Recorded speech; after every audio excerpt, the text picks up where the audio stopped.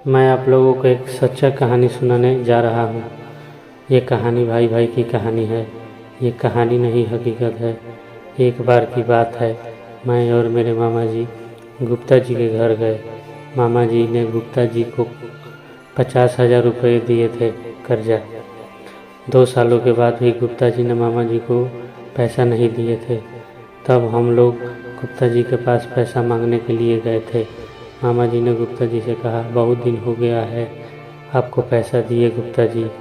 तभी गुप्ता जी रोने लगे और वो रो रो कर कहने लगे, हम 3 भाई हैं, मैं सबसे बड़ा भाई हूँ और हमसे छोटा भाई श्याम गुप्ता है जो मेरे साथ है, और सबसे छोटा वाला भाई राधा मोहन गुप्ता है।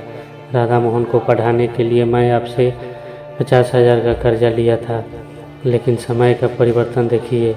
जिस भाई को हम दोनों भाई मिलकर अपनी आधा जवानी राधा मोहन को पढ़ाने में लगा दी, उसको पटना में रहकर उसके रूम का किराया, ट्यूशन का खर्चा, कॉलेज का फीस सब कुछ राधा मोहन को दिया। उसके हर ज़रूरत को हम दोनों भाई ने पूरा किया, यहाँ तक कि घर भी हम लोगों ने गिरवी रख दी। हमारा भाई पढ़कर अच्छी नौकरी कर सके। रात दिन मेहनत करके हम दोनों भाई राधा मोहन को पैसे दिए। हमारी पत्नी कहती थी, आप लोग एक भाई को पढ़ाने के लिए सारा पैसा खर्च कर रहे हैं, ये बात सही नहीं है, अपने लिए भी कुछ पैसा जमा कीजिए। लेकिन हम अपनी पत्नी को डांट कर चुप रहने को कहा। हम दोनों भाई आपस में बात करते, राधा मोहन पढ़कर अच्छी नौकरी करेगा तब हम लोगों का भविष्य सुनहरा हो जाएगा। सारा खर्चा हम तीनों भाइयों मिलकर भरपाई कर देंगे। कुछ सालों बाद राधा मोहन का फ़ोन आया, भैया मेरा बीपीएससी का रिजल्ट आ गया है। ये बात सुनकर हम दोनों भाई बहुत खुश हुए।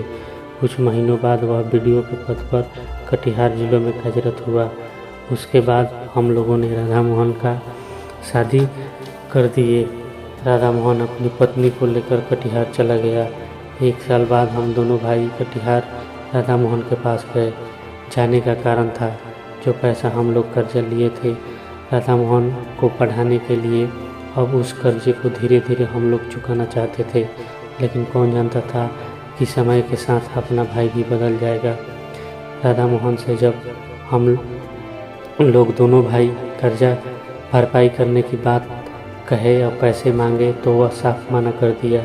वह बोला, भैया पैसा कहाँ बचता है, आप लोग लिए थे, आप लोग ही उसको भरपाई कीजिए, मेरे पास पैसा नहीं है।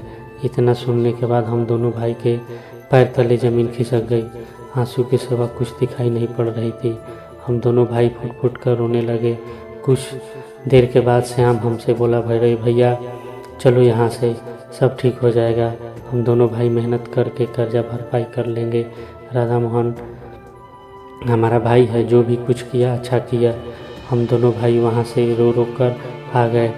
घर आकर कपड़ा का व्यापार किया, सभी कर्जा भरपाई कर दिए हैं, बस आपका ही रह गया था, थोड़ा सा और समय दे दीजिए, बड़ी मेहरबानी होगी आपकी। ये बात सुनने के बाद मामा जी भी भावुक हो गए और हम भी। मामा जी ने कहा, ठीक है गुप्ता जी, हमने पहली बार देखा है भाई हो तो आपके जैसा। इतना सब कुछ हो गया फिर भी आपने अपने भाई को कुछ नहीं कहा। गुप्ता जी कहते हैं, किसी के साथ छोड़ देने से सब कुछ थोड़े ख़त्म हो जाता है, अपने आप पर भरोसा रखना चाहिए। आखिर वह हमारा भाई है, अभी नादान है, सब समझ जाएगा। जितना हमने इंतज़ार किया था उसको नौकरी लगाने की, उतना इंतज़ार कर लूँगा उसको अपने पास बुलाने की। हौसला बुलंद हो तो कुछ भी पा सकते हैं। वक्त का सामना करना चाहिए, हालात कैसे भी हो।